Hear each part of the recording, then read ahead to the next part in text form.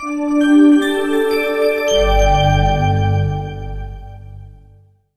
Student, my self MJ sir. कैसे हैं आप लोग? उम्मीद करता हूँ आप सही होंगे। स्टूडेंट, ये हमारा नया सीरीज है 12th क्लास के लिए बायोलॉजी के ऊपर। 12th क्लास के स्टूडेंट के लिए ये बहुत ज़्यादा इंपॉर्टेंट चीज़ हो जाएगा। बायोलॉजी उनका NCERT line by line cover होने वाला है, शॉर्ट ट्रिक में, शॉर्ट नोट्स में। तो आप इस नोट्स को कवर करें, नोट्स को तैयार करें ताकि आपका एनसीईआरटी कवर हो जाए, क्योंकि नीट के लिए एनसीईआरटी बहुत ज़्यादा इंपॉर्टेंट है।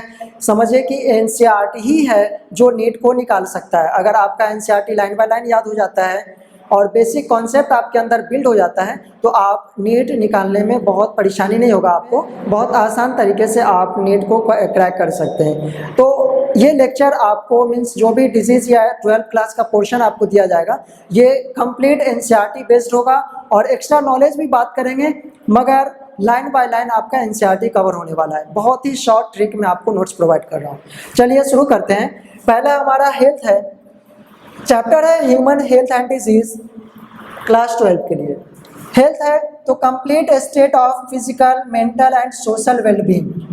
अगर हेल्थ को डिफाइन करना है तो हेल्थ क्या होता है? स्टेट मतलब ये हुआ कि ये एक रास्ता, एक पाथ को दिखा रहा है।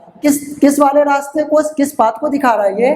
तो फिजिकल मतलब फिजिकली अगर हम डायरेक्ट फिजिकल देख रहे हैं और इसको लग रहा है कि हाँ इसको प्रॉब्लम है, दर्द कहीं पे हो रहा है, कहीं पे भी कुछ जख्म हो गया है, कहीं पे कुछ प्रॉब्लम इंटरनल वाइटल ऑर्गन के अंदर प्रॉब्लम आ गया है, तो वो फिजिकल टर्म यूज होगा। मेंटल मतलब ब्रेन से रिलेटेड, ब्रेन अगर हमारा फंक्शन सही से नहीं कर रहा है, या फिर सोशल वेल बीइंग, सोशली अगर हम परेशान हैं, चिंतित हैं, और सोशली अगर हमारे इन्वायरमेंट में कुछ अलग फैक्टर आ गए हैं, कुछ अलग इंसान आ गए हैं जिसकी वजह से हमको डिस्टर्बेंस क्रिएट होता है, तो फिर हम सोशली यहाँ पे वेल बीइंग नहीं कहलाएंगे, अच्छे तरीके से वेल सेटल नहीं कहलाएंगे, हमारा हेल्थ डिस्टर्ब होगा उस टर्म को। तो आप ये देखिएगा, स्टेट कभी भी डिफाइन करना हो, मतलब हेल्थ को कभी भी डिफाइन करना हो तो यहाँ पे 3 टर्म आएगा, physical, mental and social wellbeing. आपके अंदर मेंटल और फिजिकल हो गया और आपके एनवायरनमेंट में सोशल हो गया। अगर सारा एनवायरनमेंट और आपका बॉडी कंप्लीट सही है तो अब वहाँ पे डिफाइन होगा हेल्थ। हेल्थ को बहुत पहले एनसीईआरटी में पहला पेज का ये हम लोग बता रहे हैं आपको। सबसे पहले ये थेसिस दिया जाता था। थेसिस का मतलब होता है परिकल्पना, जिसे ऐसे ही बता देना, ऐसे ही थेसिस पे बता दिया जाता था कि ये चीज़ ऐसा होता है। वैसा ही हुआ हिप्पोक्रेटस साहब ने पहले, अगर आते हैं हेल्थ के लिए, तो हेल्थ को डिफाइन करने के लिए माइंड एंड बॉडी स्टेट, पहले वाला ये टर्म है। पहले ये माना जाता था कि अगर बॉडी और माइंड हमारा सही होगा तो वो किस पे डिपेंड करेगा, किस बेसिस पे सही होगा, तो वो है ह्यूमर। ह्यूमर का मतलब होता है फ्लूइड। फ्लूइड मतलब लिक्विड। जितना भी हमारे बॉडी के अंदर लिक्विड पोर्शन है ना, ये सारा फ्लूइड ह्यूमर के अंदर आ जाएगा। तो ये फ्लूइड हो गया, सलाइवा हुआ, ब्लड हुआ, बाइल हुआ, बहुत सारा फ्लूइड होता है हमारे बॉडी के अंदर, वो सारे फ्लूइड के अंदर आते हैं। तो इन्होंने एक टर्म दिया जिनका नाम दिया क्या? Good humour hypothesis. Good humour hypothesis किसने दिया था? प्रोपोज्ड बाय दिया जाना। प्रोपोज्ड किसके द्वारा किया गया था? हिप्पोक्रेटस। हिप्पोक्रेटस ये साइंटिस्ट हैं और इन साइंटिस्ट को बोला जाता है father of medicine. Father of medicine बोला जाता है हिप्पोक्रेटस साहब को। और प्लस गुड ह्यूमर हाइपोथेसिस क्या होता है ये समझिए आप। गुड ह्यूमर हाइपोथेसिस वैसा हाइपोथेसिस है, वैसा परिकल्पना है जिसको हिप्पोक्रेट साहब ने और इंडियन सिस्टम आयुर्वेदा सब लोग ये मानते थे पहले क्या, कि किसी भी इंसान के बॉडी में अगर बाइल ज़्यादा, ब्लैक बाइल या फिर ह्यूमर मतलब बॉडी फ्लूइड ज़्यादा सीक्रेट हो रहा है, ये समझिए आप कॉमन लैंग्वेज में, ब्लैक बाइल अगर ज़्यादा उस इंसान के बॉडी के अंदर है तो वो हीट ज़्यादा रखेगा, मतलब फीवर होगा उसके बॉडी के अंदर। या ये समझिए आप कि अगर किसी भी इंसान के अंदर फीवर ज़्यादा है तो उसके अंदर ब्लैक बाइल मतलब एक ब्लैक सब्सटेंस का एक बाइल है जो ज़्यादा रखता है वो अपने अंदर, मतलब लिक्विड पोर्शन ज़्यादा अपने अंदर कंटेन कर रखा है। तो उन्होंने ये बताया कि अगर ब्लैक बाइल जिस बॉडी के अंदर ज़्यादा सीक्रेट होगा, जिस इंसान के अंदर ज़्यादा सीक्रेट होगा, उस इंसान को फीवर ज़्यादा होगा। अगर जिसके अंदर सीक्रेट नहीं होगा, कम सीक्रेट होगा, तो उस बॉडी के अंदर फीवर कम होगा। ये हुआ हिप्पोक्रेटस साहब और इंडियन सिस्टम ऑफ आयुर्वेदा का ये मानना। अब आते हैं कुछ दिन के बाद, फिर चले तो एक आए विलियम हार्वे साहब। इन्होंने, ये साइंटिस्ट है, फादर ऑफ एंजियोलॉजी, और इन्हें बोला जाता है फादर ऑफ एंजियोलॉजी। और ये एंजियोलॉजी का मतलब होता है ब्लड वेसल, ब्लड वेसल, या फिर बोले तो सर्कुलेटरी सिस्टम।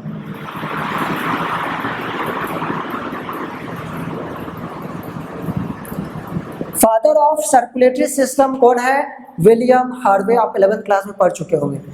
इन्होंने क्या किया, ब्लैक बाइल पर्सन, जो ब्लैक बाइल पर्सन जिसको हिप्पोक्रेट्स साहब बोलते थे फीवर है या फिर हॉट पर्सनालिटी है, उनको लिए और थर्मोमीटर से जब ये मेजर किए तो उनके बॉडी में कोई भी फीवर नहीं था। मीन्स उनका बॉडी हॉट नहीं था, गर्म नहीं था। तो अब यहाँ पे डिस्कार्ड हो जाता है, डिस्प्रूव्ड हो जाता है गुड ह्यूमर हाइपोथेसिस।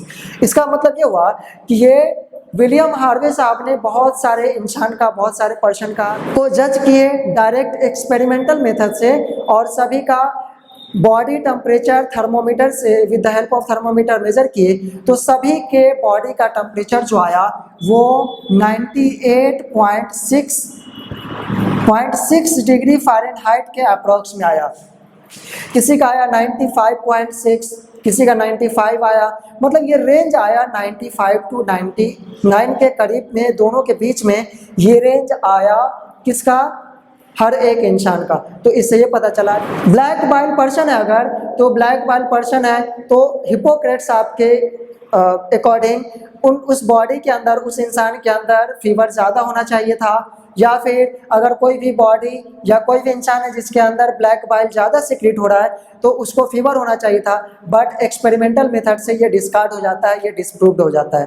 तो ये हाइपोथेसिस था कि किसी भी इंसान के अंदर अगर ब्लैक बाइल का, ये समझिए आप कॉमन लैंग्वेज में मेलानिन को बोलते हैं ब्लैक बाइल सब्सटेंस। मतलब जो इंसान ज़्यादा काला है ना, वो काला मेलानिन की वजह से होता है ब्लैक, और ब्लैक बाइल सब्सटेंस मतलब वो काला है तो इसका मतलब उसके बॉडी के अंदर हीट ज़्यादा होगा। किस लिए? क्योंकि ये हिप्पोक्रेटस साहब ने बोला था। मगर उस इंसान को लिए किसने? विलियम हार्वे साहब ने उस इंसान का अगर विलियम हार्वे साहब ने एक्सपेरिमेंटल प्रूफ किया with the help of thermometer.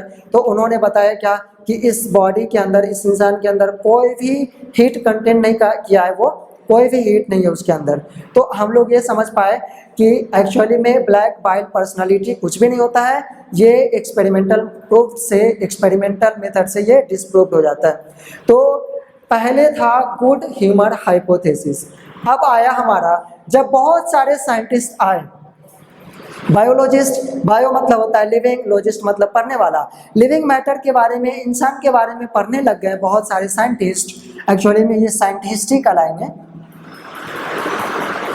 Scientist.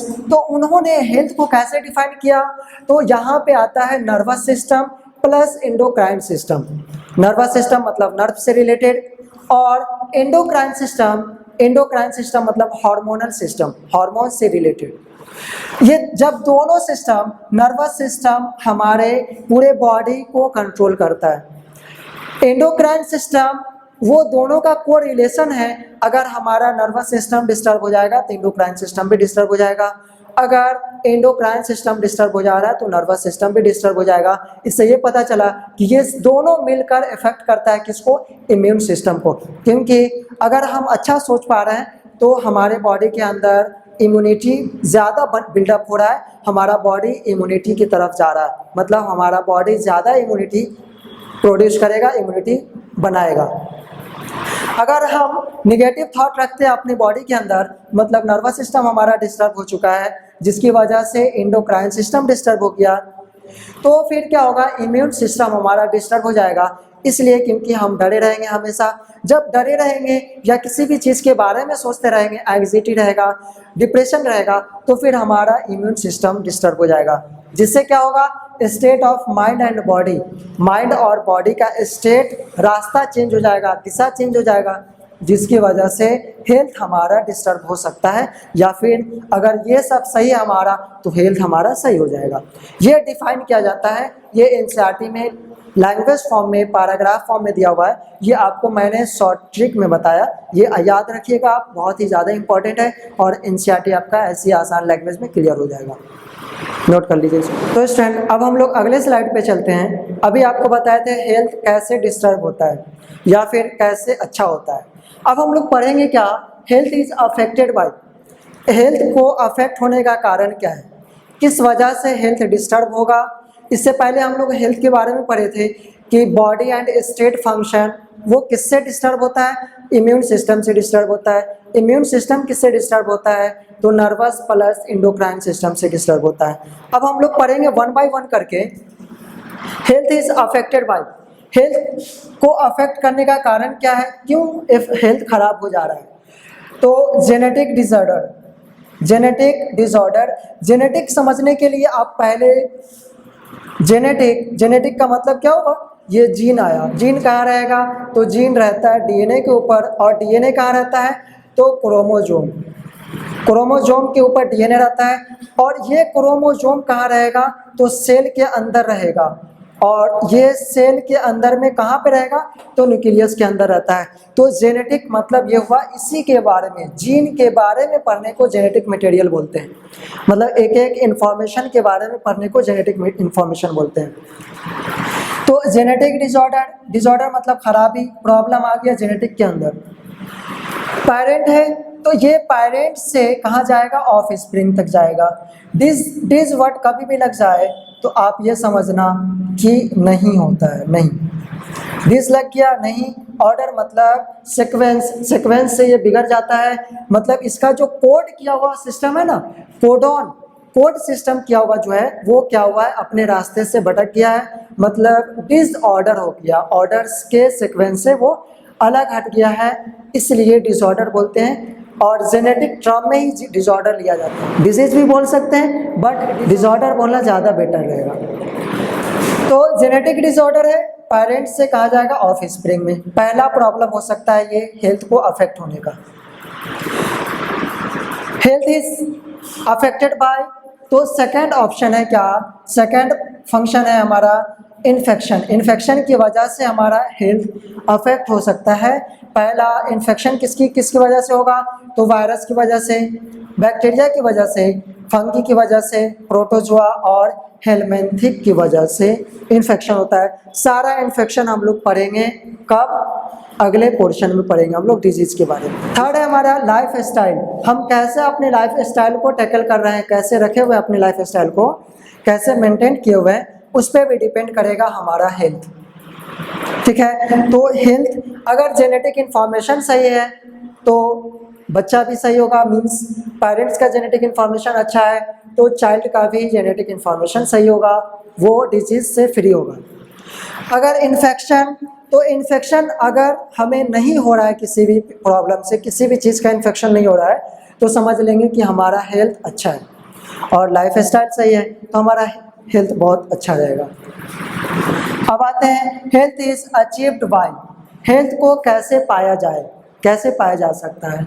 तो पहला है अवेयरनेस मतलब जागरूकता, awareness about disease and symptom मतलब क्या होता है, लक्षण, बीमारी का लक्षण, जो बीमारी होता है उसका साइड इफेक्ट जो दिखता है उसे हम लोग बोलेंगे लक्षण। तो awareness about disease and symptom और डिजीज के बारे में अगर हम जानते रहेंगे तो फिर हम अचीव कर लेंगे अच्छे हेल्थ को। सपोज करो किसी भी इंसान को पेट में दर्द हो रहा है, किस लिए हो रहा है, ये तो बहुत सारे डिजीज का सिम्टम हो सकता है। अगर ये हमें पता हो और उसका एग्जामिन करवाए तो हमें ये पता चल जाएगा कि किस वजह से हुआ, फिर उस वजह को हम ख़त्म करेंगे। अगर किसी भी इंसान का अगर स्किन इचिंग कर रहा है तो फिर वो किस वजह से इचिंग कर रहा है उसका एग्जामिन करेंगे, उसके बारे में पता करेंगे, तब फिर हम अच्छे हेल्थ को अचीव कर पाएंगे। नेक्स्ट क्या है, वैक्सीनेशन। वैक्सीनेशन मतलब अभी कोविड-19 का वैक्सीनेशन चल रहा है। ये कोविड-19 के वैक्सीनेशन भी क्या है, अच्छे हेल्थ को दे रहा है। तो वैक्सीन लेंगे, हमारे बॉडी के अंदर एंटीबॉडी बनेगा, और हमारे बॉडी के अंदर जब एंटीबॉडी बनेगा तो वो हमें डिजीज से लड़ने के लिए मदद करेगा, तो फिर हम अच्छा हेल्थ अचीव कर पाएंगे। डिस्पोजल ऑफ वेस्ट प्रोडक्ट है उसको डिस्पोज करना है, अच्छे जगह पे रख देना है, ठिकाना लगा देना है ताकि गंदगी ना फैले। गंदगी फैलेगा तो इन्फेक्शन कॉज होगा, माइक्रो ऑर्गेनिज्म फैलेगा, उससे इन्फेक्शन कॉज होगा। कंट्रोल ऑफ वेक्टर का मतलब होता है कम्युनिकेटर ऑफ डिजीज। वेक्टर मतलब communicator of disease, communicator of disease बोले या फिर मेडिएटर भी बोलते हैं इसे, मेडिएटर ऑफ डिजीज। मेडिएटर मतलब होता है मिलाने वाला। ये क्या करता है, बीमारी को, एक इंसान की बीमारी को दूसरे इंसान तक मिला देता है, स्प्रेड कर देता है, फैला देता है, इसलिए इसे बोलते हैं वेक्टर। अगर वेक्टर को कंट्रोल कर दिया जाए, जो भी जैसे मलेरिया, डेंगू, ये सब जो डिजीज कॉज हो रहा है, इस डिजीज के वेक्टर को अगर हम कंट्रोल कर लेते हैं तो ये डिजीज कॉज नहीं होगा, ये डिजीज का कारण बंद हो जाएगा। फिर food and water hygiene, food और वाटर का हाइजीन अगर सही रखते हैं, खाने पीने का ध्यान सही रखते हैं, तो फिर हम बहुत सारे डिजीज से बच सकते हैं। अब नेक्स्ट है हमारा health is maintained by. Health को कैसे मेंटेन किया जाता है, मेंटेन मतलब कैसे रखा जाए। तो हेल्थ को मेंटेन करने के लिए आपको क्या करना होगा, सबसे बेटर वे है रेगुलर एक्सरसाइज प्लस योगा। आपको रेगुलर हमेशा एक्सरसाइज करना होगा और योगा करना होगा। अब एक चीज़ यहाँ पे देखना, एक्सरसाइज क्यों करते हैं। एक्सरसाइज जब भी कोई इंसान करता है तो उस दौरान में eight the time of exercise उसके बॉडी से एक हार्मोन निकलता है जिसका नाम है इंडोर्फिन। इंडोर्फिन नाम का एक हार्मोन निकलता है at the time of exercise या at the time of yoga या किसी भी तरह का एक्सरसाइज हो, मेंटल, फिजिकल, कुछ भी एक्सरसाइज हो, उस दौरान में आपके बॉडी से इंडोर्फिन नाम का हार्मोन निकलता है जो आपके ब्रेन को क्या करता है, मूड को अच्छा करता है। मतलब मूड ऑल्टरिंग, मूड को क्या करेगा, ये अच्छा करेगा आपके।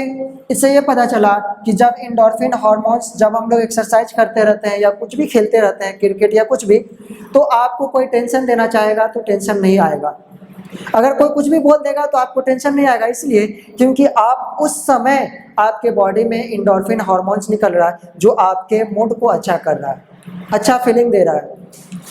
ये क्या करता है, गुड फीलिंग, अच्छा फील करवाता है। अगर ये इंडोर्फिन्स निकल रहा है एक्सरसाइज के दौरान में, एक और हार्मोन्स होता है जो हमारे मूड को चेंज करता है जिसका नाम है डोपामीन। डोपामीन बहुत सारा हार्मोन्स है जो हमारे ब्रेन को अच्छा करता है, अच्छा सोचने को कैपेबल करता है। तो ये डोपामीन जो होता है वो अगर हम लोग, अगर कोई भी खुशी होता है, सपोज करते हैं मोबाइल चला रहे हैं, किसी का मैसेज, किसी को सपोज करते हैं मैसेज किए, अगर उस मैसेज का रिप्लाई कुछ आता है तो रिप्लाई आने से पहले आप मोबाइल टच कीजिएगा, मोबाइल देखिएगा, अरे रिप्लाई आया कि नहीं देखते हैं।